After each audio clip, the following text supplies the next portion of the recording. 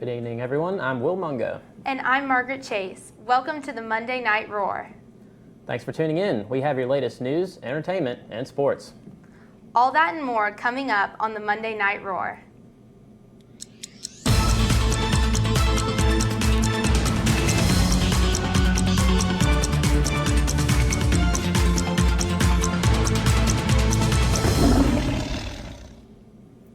First, we have your Clemson news. Clemson family, you've probably all heard by now that fraternity Sigma Phi Epsilon has been dealt a 5-year suspension due to the tragic and yet unresolved death of Tucker Hips.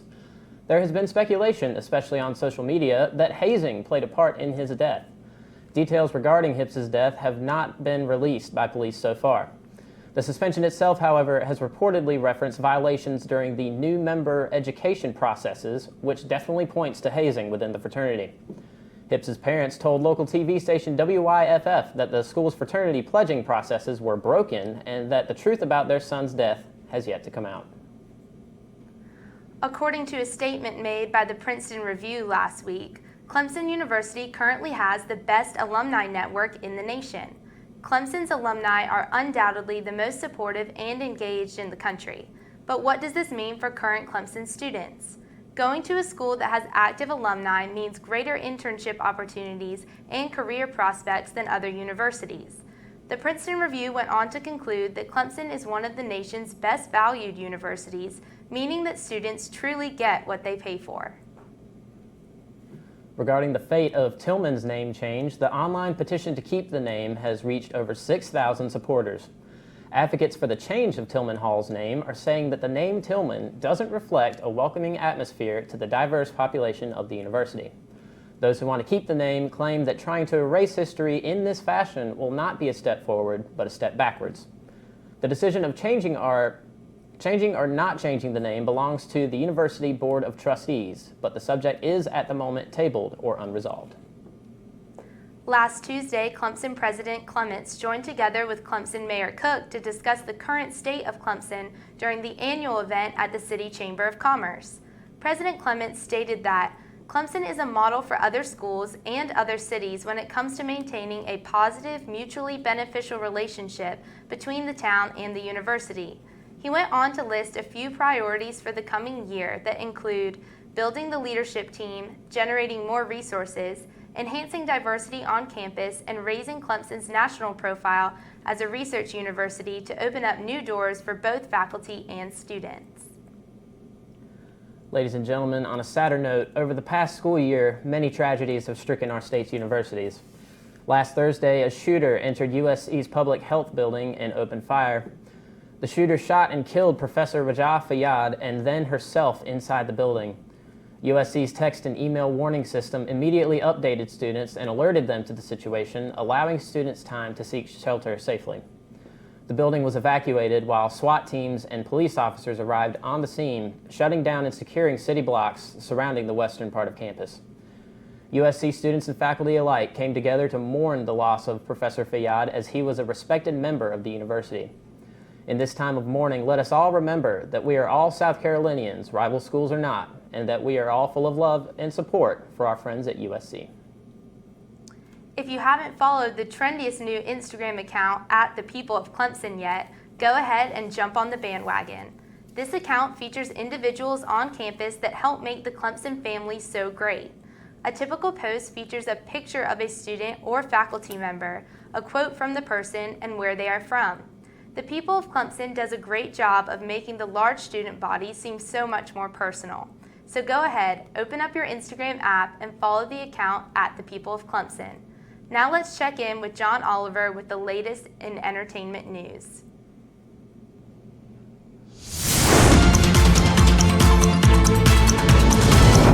The critically acclaimed movie Boyhood won Best Film and Director at this weekend's BAFTA Awards. The BAFTA Awards are like the British version of the Oscars. Other winners from the night include The Lego Movie, Citizen4, and Pride. Oh, and by the way, Boyhood is playing this month here on Channel 88. Bruce Jenner was involved in a fatal car accident this past weekend, killing a woman. Investigators are searching through Jenner's phone records to see if he was texting while driving. The Olympic gold medalist was in an SUV when he hit the woman from behind, causing the fatal crash to occur. Jenner passed a sobriety test and has been cooperating with officials regarding the matter. Jenner's publicist says the reality show star is not injured and did not comment any further.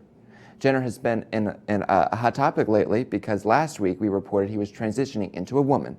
Our deepest condolences go out to everyone involved in the incident. The pre-Grammy Award parties were this weekend and all the stars came out to play.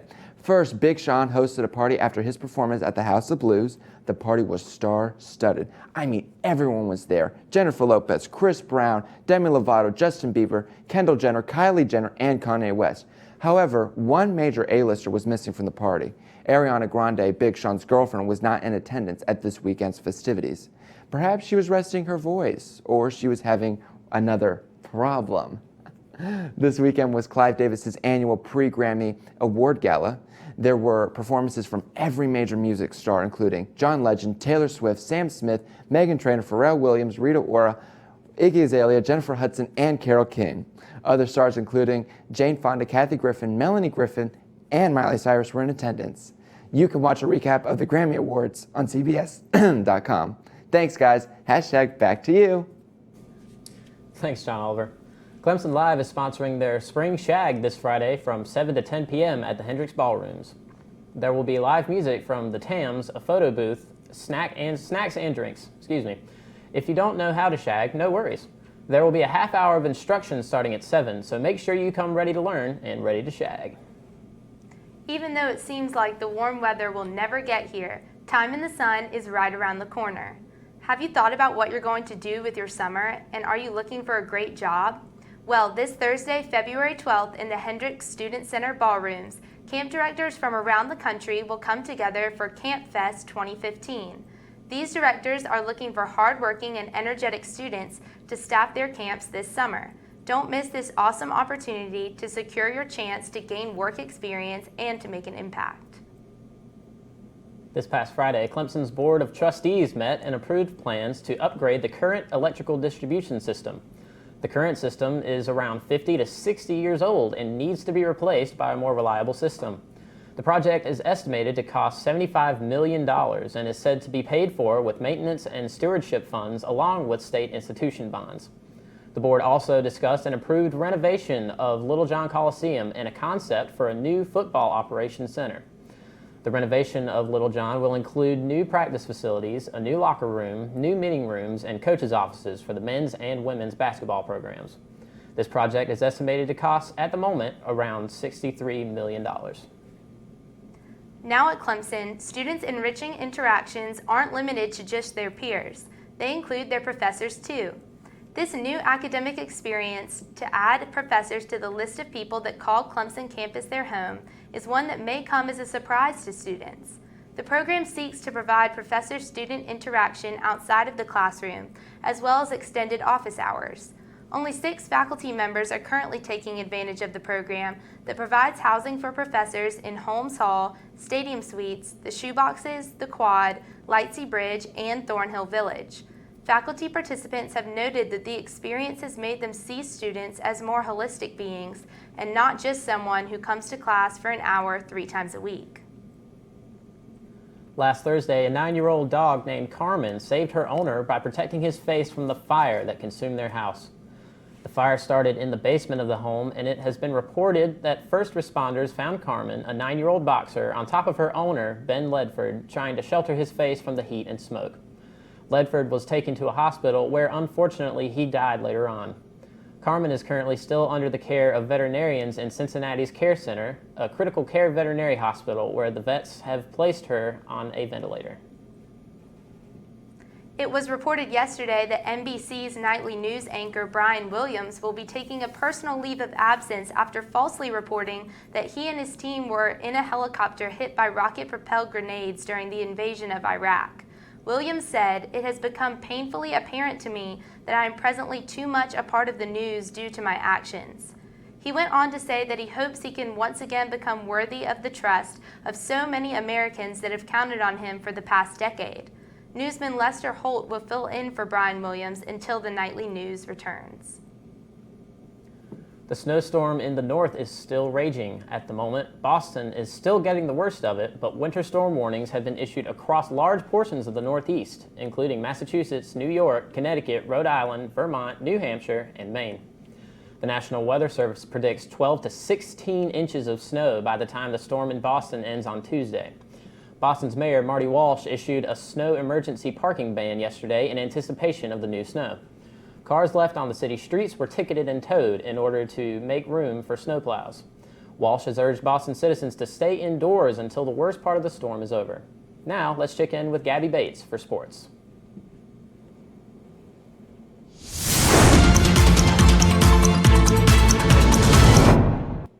Thanks, guys, for tuning in tonight. Let's get straight to your sports, starting off with your very own Clemson Tigers. The Clemson men's basketball team faced Miami last night. The Tigers suffered a tough loss, 56-45 against the Hurricanes, breaking their 4-game winning streak in the ACC. Dante Grantham put up 10 points along with Jordan Roper. The Tigers had a pretty strong start, controlling most of the first half. It was early in the second half that the Tigers lost their momentum, with the Canes getting a 13-0 run against the Tigers, helping give them their win. The Tigers will go on to face Notre Dame tomorrow night at 7 p.m. The Clemson women's tennis team defeated number 26 Kentucky 4-1 yesterday. With this win, the Tigers will be able to advance 4-3. Well, Clemson baseball kicks off this Friday with a weekend tournament against West Virginia at Doug Kingsmore. The baseball team will feature 5 returning starters and all but 2 of its returning pitchers. If any of you watched the Farmers Open this past weekend, you may have seen your very own Clemson Tiger walking around. The Tiger was there supporting former Tigers playing in the tournament. Lucas Glover, former Tiger, had an excellent performance with a bunker blast for an eagle on 18 that put Glover in the top 5 headed into Sunday. Glover was only 1 shot off the lead going into the tournament. He finished out the tournament at -3.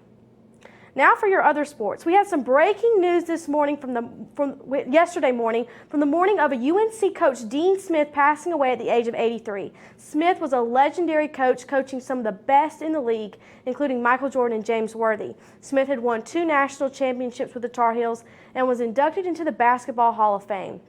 He was loved by many and will always be remembered in the legendary game of basketball.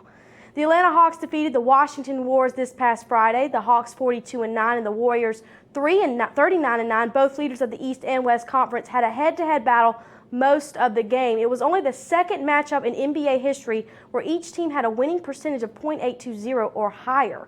Most of the Warriors' scoring came from Stephen Curry and Klay Thompson, who had 26 and 29 points. The Hawks' main scorer came from Kyle Korver and Kent Bazemore. The Warriors defended their lead most of the first half and then went into the second half with the roles reversing and the Hawks taking the lead. It was a close battle, but the Hawks were able to come out with the victory. That's all I have for your sports this week. Tune in this Wednesday to the Extra Point to listen to more of your latest sports. Now back to you guys. Thanks, Gabby. Eddie Ray Ruth is preparing to stand trial this week after being charged with capital murder in the shootings of American Sniper author and former Navy SEAL Chris Kyle and his friend Chad Littlefield. Ruth is an Iraq War veteran diagnosed with post-traumatic stress disorder, and Ruth's parents think that the diagnosis should carry some weight with the jury. It has been reported that Ruth did not have any previous contact with Kyle or Littlefield until they showed up to Ruth's house to take him to a shooting range where the killings occurred. Ruth will pursue an insanity defense during the trial, while the prosecutors will lobby for life in prison without the possibility of parole. The fairness of the trial is also being disputed in the wake of the American Sniper movie that has captivated hearts across the nation. Kurdish fighters in northern Iraq are still fighting ISIS but are running out of weapons. It has been reported that the guns the fighters are using are over 70 years old, older, of course, than most of the fighters themselves.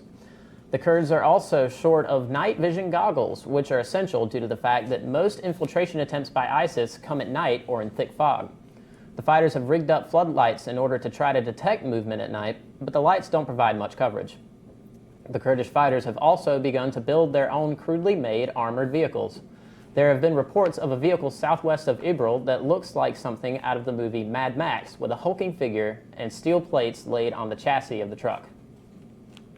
The leaders of Russia, Ukraine, Germany, and France plan to meet in Minsk, Belarus on Wednesday to discuss a peace plan for eastern Ukraine. This face-to-face meeting comes after the leaders of the 4 countries discussed the ongoing conflict by telephone yesterday. More than 5,300 people have been killed by fighting between Ukrainian forces and pro-Russia rebels since April 2014. Western countries accuse Russia of arming the rebels and sending troops to Ukraine, but Russia denies these claims. German Chancellor and French President have been leading efforts to establish a new peace plan. Last Thursday, 26 prisoners escaped from a prison in Novo Mutum, Brazil, due to the help of 2 women. The women, clad in skimpy police officer uniforms, apparently talked the prison guards into letting them inside, where they seduced them and spiking their drinks while they did it. The next morning, the guards were found naked and handcuffed with little recollection of what happened the night before, as well as missing 26 prisoners. 11 of the inmates have since been captured, according to spokesman William Fidelis. At least 14 people died yesterday in clashes between football fans and police outside a stadium in Cairo, Egypt, after fans of the Zamalek Football Club tried to force their way into a match without tickets.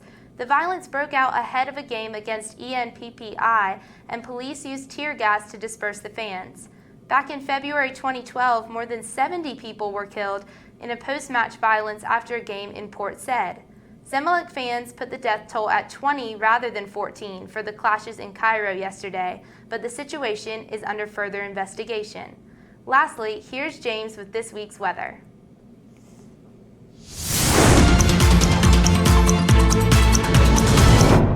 Thanks, guys. Let's take a look at your weather for the rest of the week. It's going to be pretty warm moving on through the week. Highs in the lower 60s, lows in the mid-20s until we get to Sunday, and we're going to see a high of about 38 degrees, very cold. But it's going to be sunshiny for the most part this week, and not much of a chance for rain, so that'll be nice.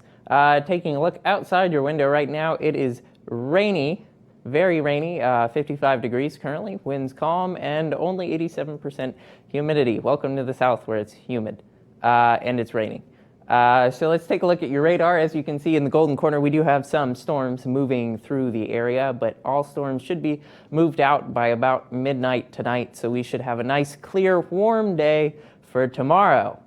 And now, 99 house keys walk into a bar. The bartender says, "We don't serve house keys here." And the house keys reply, "We know where you live." Now back to you guys. Thanks, James. That's all for tonight. Thanks for joining us. Be sure to like our Tigervision Facebook page and follow us on Twitter. Have a great night, and remember, stay classy, Clemson.